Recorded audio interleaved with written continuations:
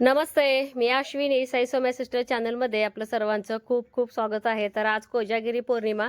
तर कोजागिरी पौर्णिमेच्या सर्वांना खूप साऱ्या शुभेच्छा. तर तुळजापूरमध्ये आता सध्या खूप गर्दी असते आणि आमच्या माहेरी जे म्हणजे विजापूर रोड हायवेच लागतो आणि इतकी पायी जाणारी जी गर्दी असते ना आणि आजच्या दिवशी जाऊन पोचतात. तर माझ्या माहेरचे तर बघा प्रसाद वगैरे बनवून असं रस्त्याला जसं आता आषाढ एकादशीला वारकरी जातात ना, त्याप्रमाणे अंबाबाईचे भाविक जातात. तर काही ना काय वाटत असतात. तर इथं ना पोरींच्या डब्यासाठी भरलं दोडका करायचं आहे. त्यासाठी लसूण, खोबरं, आल्याची पेस्ट, शेंगदाण्याचं कूट घेतले, मीठ, हळद, तिखट हे सगळं सारण एकत्र करून ना, जसं आपण भरलं वांग भरतो का, सेम त्याच पद्धतीनं आपलं भरलं दोडका बनवायचं आहे. आणि त्यासाठी थोडंसं ना कांदा टमॅटो पण मी कापून घेतलेलं आहे. आणि अशा पद्धतीनं जर केलं तर पोरी आवडीनं खातात. काल आहे ना भरपूर असा पाऊस पडलाय आणि आता सकाळ सकाळ ऊन आलंय परत. हो, शेळ्यांना सवय झाल्या बाहेर बांधायचे. चला चला, तू तर ना लय आगाव झालेस. थांबा, ह्याला द्या. कुठं बायका येते त्याने काय माहिती. आता हे जाताना घेऊन जावा सगळं एका ठिक्यात करून. हो, हे सगळं खत घेऊन जावा. ए चल बाय, चला. दम निघते का तिला? चल, हे खुट्ट्या घ्या आई. आई हे हे हे हे घ्या. हे सगळं हिला घेते मी. खा. चला, परत आबाळाचं ऊन लय पडते. चल की बाय. आय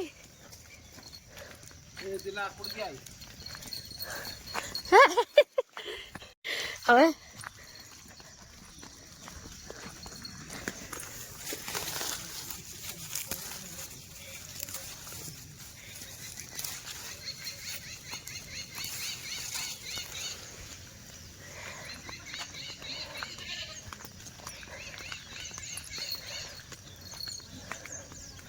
लय पाणी साठते तिथं, वास मारते.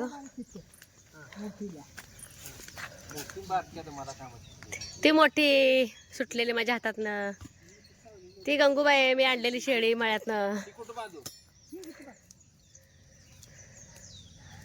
एक तिथं बांधावं.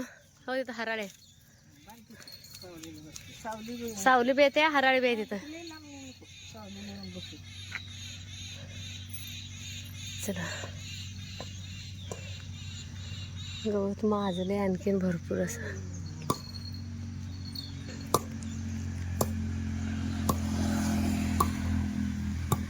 आणि ह्या केळीचं जर बोललं तर ही केळी मात्र,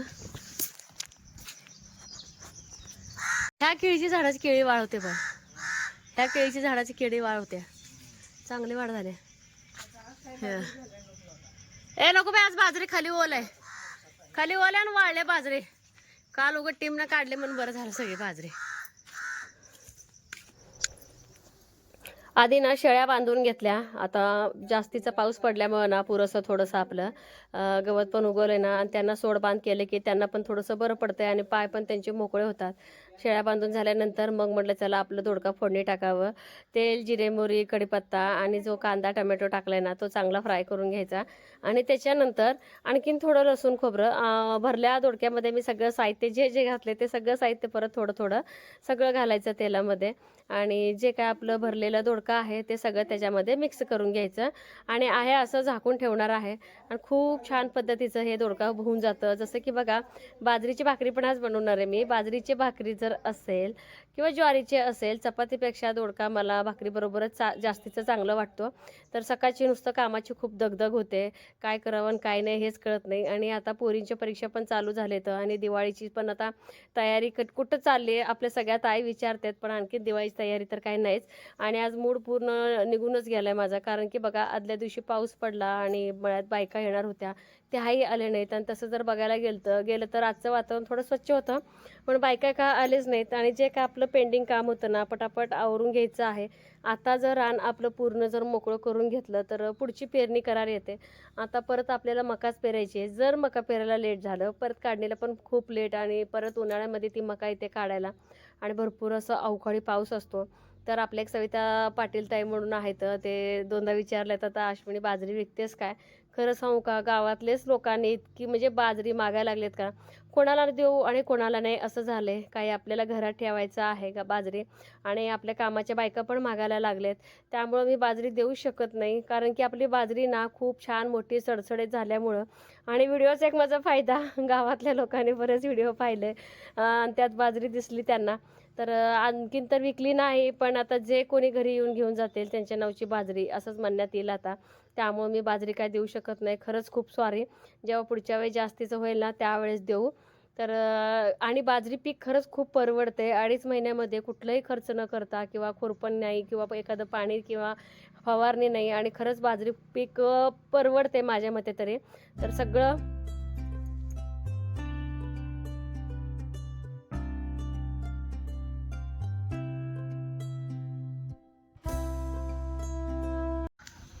तर ना सीताफळ त्या झाडाला तर इतकं येतं, हे पण पिकलंय भरपूर. गाव्यावर परिसर आहे हे बाबांचे हे, आणि हे 2 डोळेवाले. आणि सीताफळ पिकलं का इतकं छान सुगंध येतो ना, खूप छान. पक्षी तर दररोज त्यांचं चाललंय खायला पिण्याचं काम.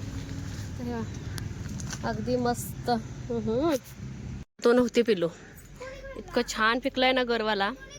तर मी तर आधी झाडून काढा बोललेली, सगळ्या झाडून कचरा भरा. मी खाल्ला. पेरू पाहिजे म्हणते. आता हे तर परी हे आजीला देऊन या इकडे. तर गोतावळा नाही, ह्याचं काय काम असल्यावर येऊन बसतोय. डब्बा बिब्बा हा न्यायला येतोय होय. डब्बा बिब्बा उचलून घेऊन जायला. हात लावून शाळेत जाताना अजिबात हात लावून त्यांना. सरक लांब सरक सरका. आई चालली कचरा टाकायला आणि तिला तुळशीचा खजाना सापडलाय.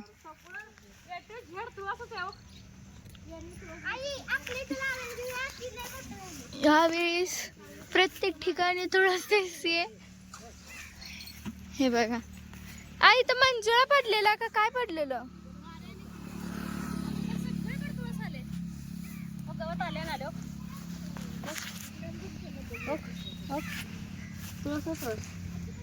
जिथं जास्त तुळस असते ना साप येत नाही म्हणते.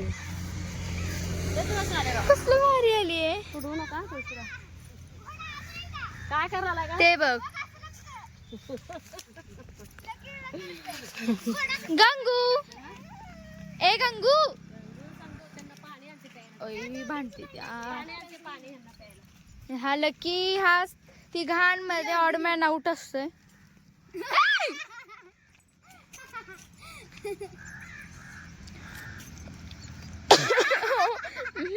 लकी भीतोय जाईला.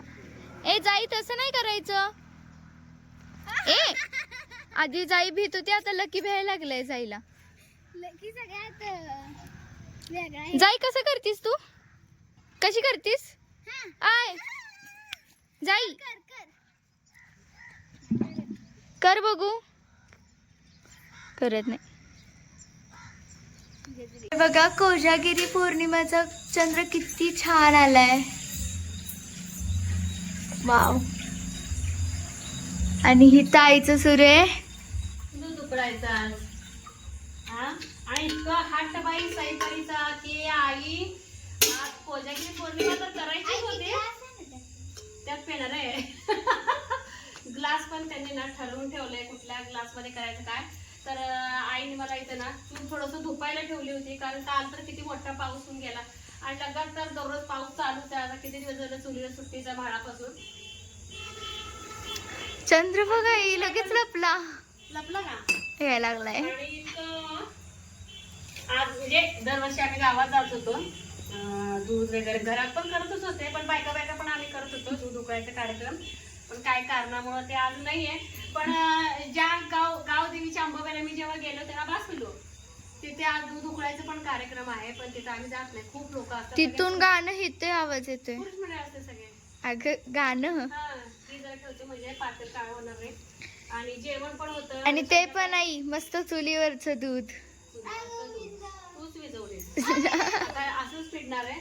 आमची जेवण वगैरे होस तर पूर्ण मी दूधच ना आठवणार आहे. चांगलं निंब्याला निंब करणार आहे.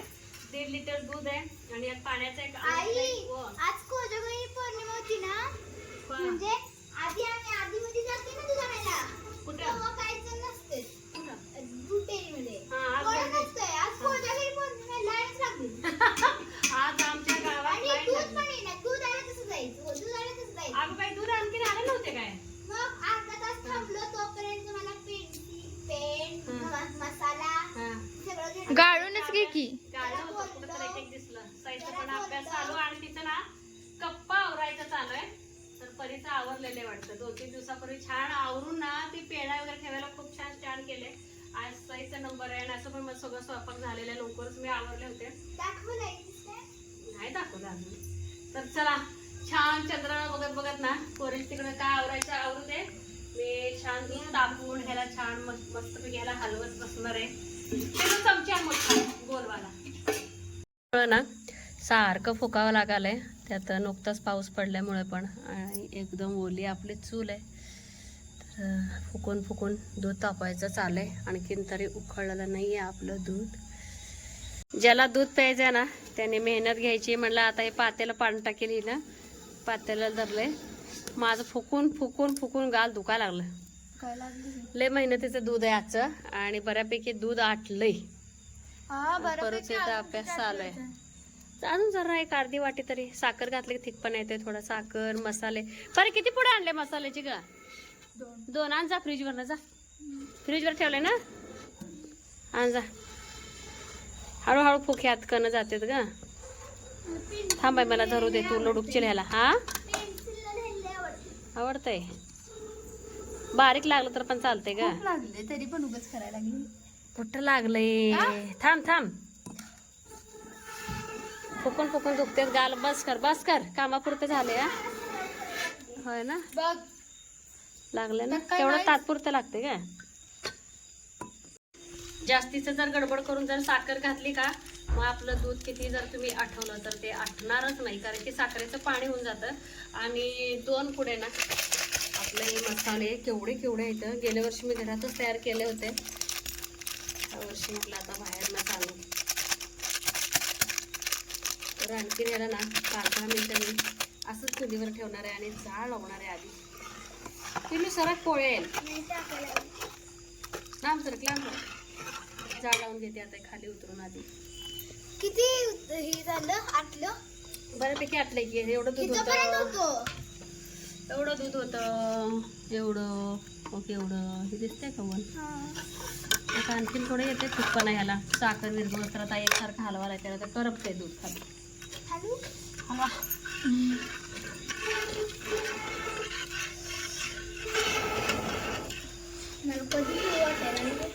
जेवण करा पहिला बाळा. मला तर आई उद्याचा पेपर खूप सोपा. जेवण वगैरे उरकून भांडी वगैरे सगळं किचन वगैरे क्लीन केलं आणि तोपर्यंत आपलं दूध मी असंच ठेवलं होतं. आणि तो मस्त असा कलर आलाय ना आपला दुधाला. हे बघा अगदी मस्त असा कलर आलाय. गेल्या वर्षी काय झालं होतं दूध आटवायच्या नादामध्ये एकदम बासुंदी झाली होती. आम्ही अक्षरशः ना चमचेनं आम्ही दूध पेलेलं होतो.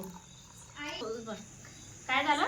आजी म्हणते गार झाल्यावर रात्री पिऊया. हा गरम दूध. परी तर लागली गच्चीवर जाऊया. पण मी म्हणलं आता आभाळ आलंय. मगाशी मी जेव्हा दूध ठेवलं होतं त्यावेळेस ना चंद्र होता. आता पूर्ण आभाळ आलाय. आहा सुगंध तर 1 नंबर. आम्हाला कमी त्यात काय ग परी, तुला भरून देते ग परी. तू हे पी. काय सकाळी 9ला उठायला पाहिजे मसाला दूध पिऊन. गार होते नाही. आजी आली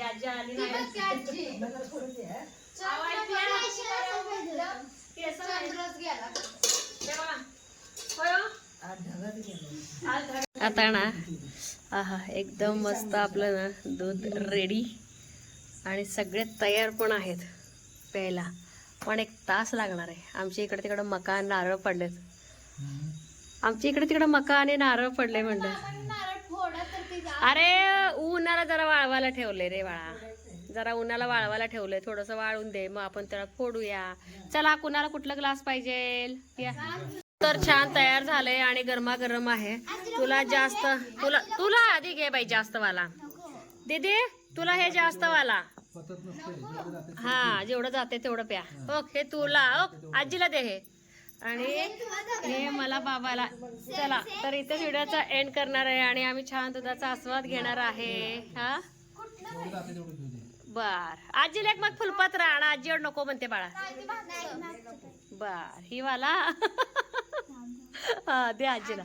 दीदीकडे दे.